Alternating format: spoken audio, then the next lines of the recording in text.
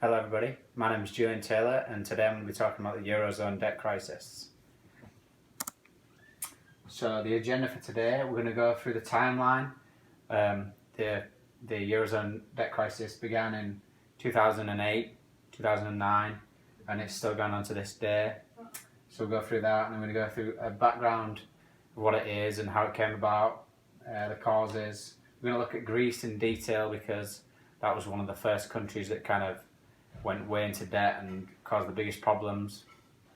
We're going to look at some graphs and numbers so you can see the scale of how bad it actually is.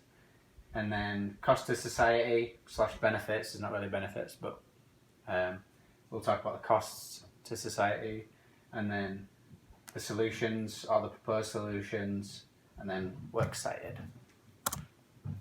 So to kick it off, the euro was introduced in 1999, and that's where, as it says there, the common currency known as the euro debuts in 11 countries. So before that, a lot of countries had their own currency, and then they went to one currency, which is the euro. And then so it all kicked off in 2008 when the Lehman Brothers. There was just a huge financial crisis in the US, and it affected Europe and the whole world basically. So that's when things started going wrong for all the economies. Greece's accounting unravels. So 2009, before that, they were covering up a lot of the debts that they were having, and they basically were way worse than everybody thought they were. Austerity measures are adopted. Greece Island are bailed out. That's 2010, so the crisis is spreading. Crisis deepens 2011. Permanent rescue fund is planned as European leaders look for resolution. So the problem just keeps getting worse and worse, as we'll talk about in later slides. And then countries and banks struggle to get balance sheets under control, so it's just contain the crisis. It just keeps getting worse. So background information. So in 2009, Greece debts reached 300 billion euros, which is a huge amount of their GDP. May 2nd, 2010, Eurozone members and IMF bail out Greece, so they put all this money to make sure that the country basically doesn't go under. Euro continues to fall. EU and IMF bail out Irish Republic, so they go under too. Debt crisis spreads and affects other economies, so all the countries in Europe, apart from Germany basically. And then 2011 in May, 78 billion euro bailout for Portugal too, so obviously they've got hit. And then Eurozone jobless rate hits new high. So the causes of the European debt crisis.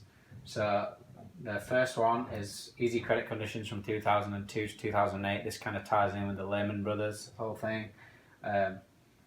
Obviously, it was always the bubble was gonna burst eventually, and it really did burst in this situation. So, financial crisis from 2007 to 2008.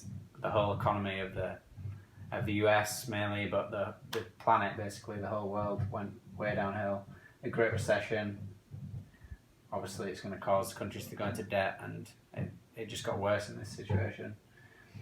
And then EU member states failed to stay within Maastricht criteria. So the Maastricht Treaty was formed in 1992, and it was basically all the European countries would sign a treaty to say that they would have a fixed number of debts, and they wouldn't go over a certain spending limit and all this kind of thing. And there was basically a lot of false accounting going on in these different countries, so it was a lot worse than everybody was actually thinking it was.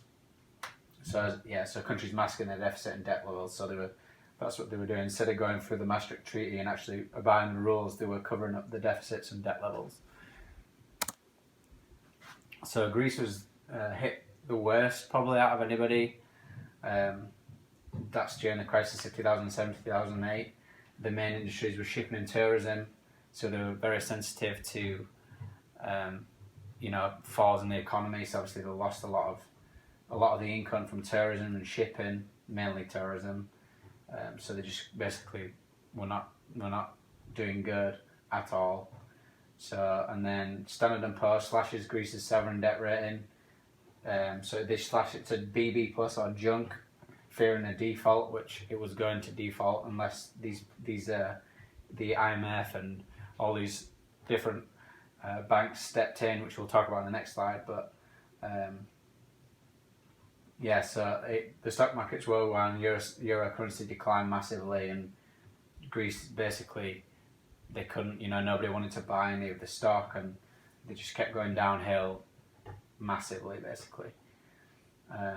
So seasonal adjusted unemployment rate grew from 7.5% in September 2008 to a record high of 27.9%. So that just gives you an idea of how bad the economy was, and obviously the unemployment rate's a huge indicator of how well the economy is doing and how well the country's doing overall.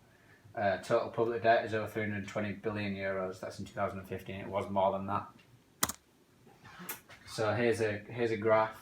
Hopefully you can see it on there, but the debt in percent of GDP. So Greece is here. This is 1999, which is 94%, which is still higher than the Eurozone average. The green line is the Eurozone average, and then Greece is the blue line.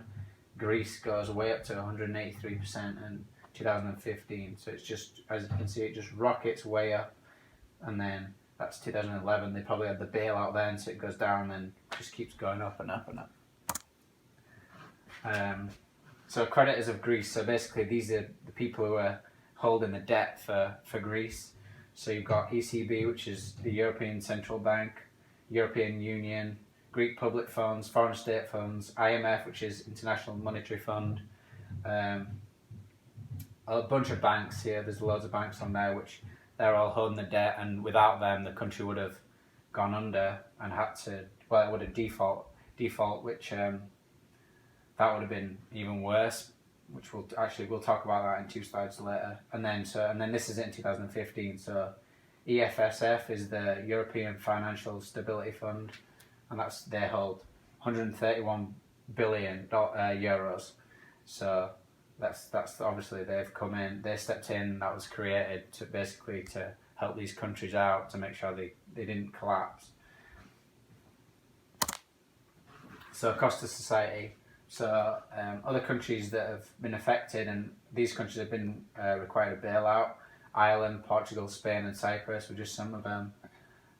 They have huge numbers of high unemployment.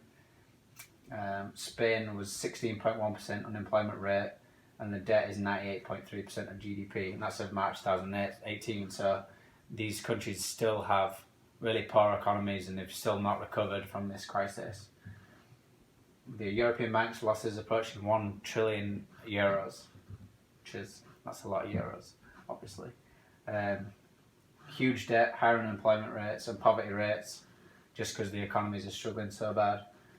Germany estimated 9 billion. This is one thing I did find really interesting. So obviously all these countries are struggling, and investors are buying German federal bonds, which have got 0 interest or negative interest rates. So I found that amazing that Germany made so much money and all these countries are struggling, and Germany today is still doing really well. So I found that really interesting. Not really fair in my opinion, but there we go. And then a contributing factor of Britain leaving the European Union was obviously because all these countries are doing so bad, and amongst other things, that was a decision that Britain chose to take to remove itself from the European Union. And then a future breakup of the Eurozone. This is one thing that I've found researching this topic, is a lot of questions whether the European Union is actually viable, because they don't have a central holding of all the money together. It's so countries, it's really spread out. So some countries are doing really well, and then others are doing terribly. So it's not really an even spread out currency. So the solutions. So these are some of the things that they've done, and some of the things that they are going to have been either done or they're going to try to do. So financial support measures. So that was the European Financial Stability Facility. So basically, providing the funds to try and get these countries out of the huge amounts of debt. And then European Stability Mechanism, same thing.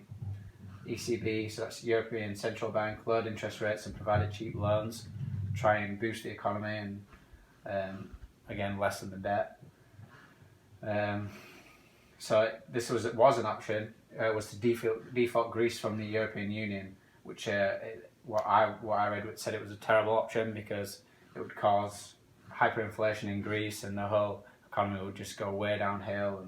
And so Greece's debt to GDP ratio would go estimated to go over 200%, and it would just cause just horrendous problems in Greece. It's already bad, and it would have been even worse if they had a default. So that's why all these measures have been put in place to make sure they don't default. Have had to be done basically. And then the last one is Eurobonds. So each country's debt within the European Union will be guaranteed by another. So like countries who are doing better, so like Germany, some of the richer countries would pay more, and then the countries who are struggling would pay less to kind of even it out. But